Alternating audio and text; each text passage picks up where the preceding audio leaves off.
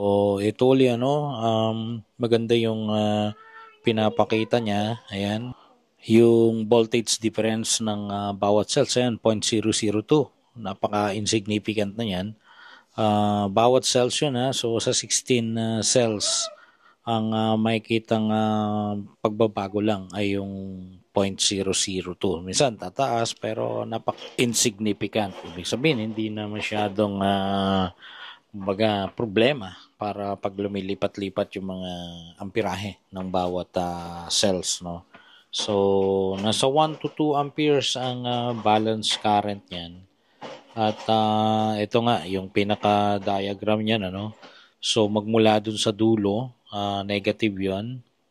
At yung positive, lahat ng positive lalagyan sa 16 na series. Magandang araw mga ka-solar. So muli, nagbabalik ang inyong ka-solar, si Solarens.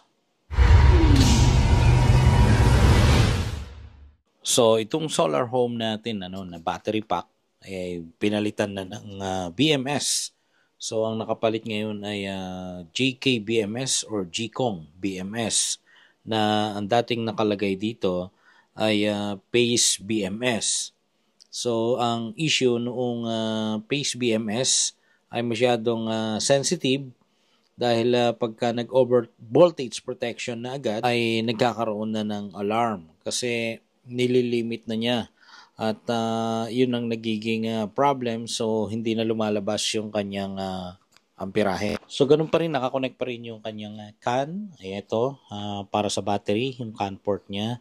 At yung connection niya rito sa loob ng inverter, mayroon ding CAN port yan. So, kailangan na connected yan. At kung titingnan natin, 98%, ayun, 98% din yung makikita natin mismo sa inverter. So, nag-communicate na yung battery at saka inverter. At ito na nga yung nakikita natin, so 95 amperes ang kanyang charge sa limit at discharge limit 190.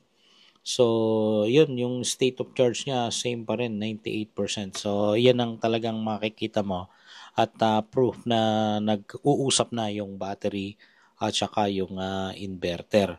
Kaya mahalaga na ma-check natin yan, At kung titingnan natin dito, ayun, same pa rin, sa battery natin ay 98%. Tingnan naman natin yung pinagana natin na PB1 kasi isang string lang muna tayo habang ginagawa pa yung another string. So, ayan, may 382 na harvest pero tayo ay hapon na nag-power up, 5 o'clock na. Kaya ganyan na lang yung kanyang na-harvest sa ngayon. Pero still, goods na goods pa rin. At ito nga, pag tumataas, kasalukuyan kasi may nagwe-welding, no? Kaya yan, tumataas yung consumption. So, minsan kumukuha na yan sa grid kasi nakalimit muna yung ating charge and discharge sa current. So, yan, pagka walang welding machine na ginagamit ay nagno-normalize naman yan. So, ganun talaga pagka mayroong sudden or biglang mataas na load, tumataas yung mga indicators na yan. Okay.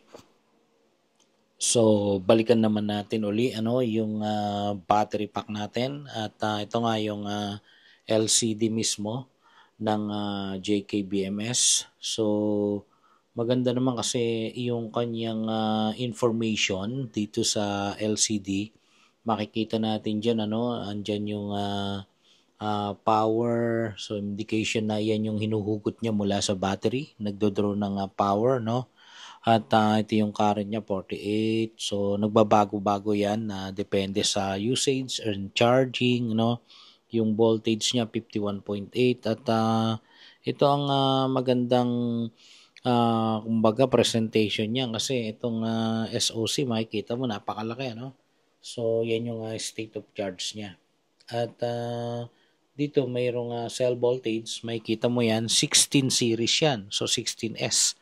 At makikita mo talagang naglalaro yung balancing niya kasi lumilipat So humuhugot mula sa kabilang cell. Kagaya niyan, mayroong charge yung sa 2. Ayan, lumilipat-lipat yan.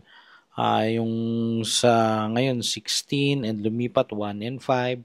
So ganun lang sila. Lumilipat yung current from one cell to another. So ito no, yung difference ng voltage nung bawat cells ay sobrang dikit lang naman. At makikita natin ito no, yung sa battery na yan, yung sa SOC, ulitin natin ano, maganda kasi medyo malaki. At yung average na voltage niya, yung 3.2, 27, pag multiply natin yan sa 16, ay nasa 52.4 din yan. At yung capacity, ayan, visible, 292.9 AH. Pero ang voltage niyan, yung full, nasa 55 volts. So, yun, equivalent to 100%.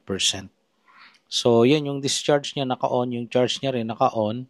At yan, walang alarm, kaya naka-normal lang. So, yung power na hinuhugot niya ngayon na bago-bago, pabago-bago, at yun, yung paghugot niya, sabi ko nga, depende sa usage and charging. So, medyo maganda itong kanyang monitoring. So, ayan, gawa ni JK or Gkong BMS. At imo-monitor natin. So, ito, ang linis ng alarm. Wala tayong makita. At ibig sabihin, okay na okay. At goods na goods. So, ang version nito ay version 19. No, version 19. So, latest version ito. At kung makikita mo yung delta volt, yan yung difference ng mga voltage ng cells. So, napaka-insignificant, 0.001, 0.002 volts lang.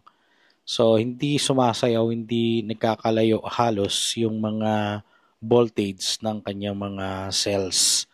So, yun yung current niya sa taas, yung negative 2.3. Ayan, indication yan na kung ano yung kanyang usage, either charging o kaya discharging. So, ito yung reset niyan.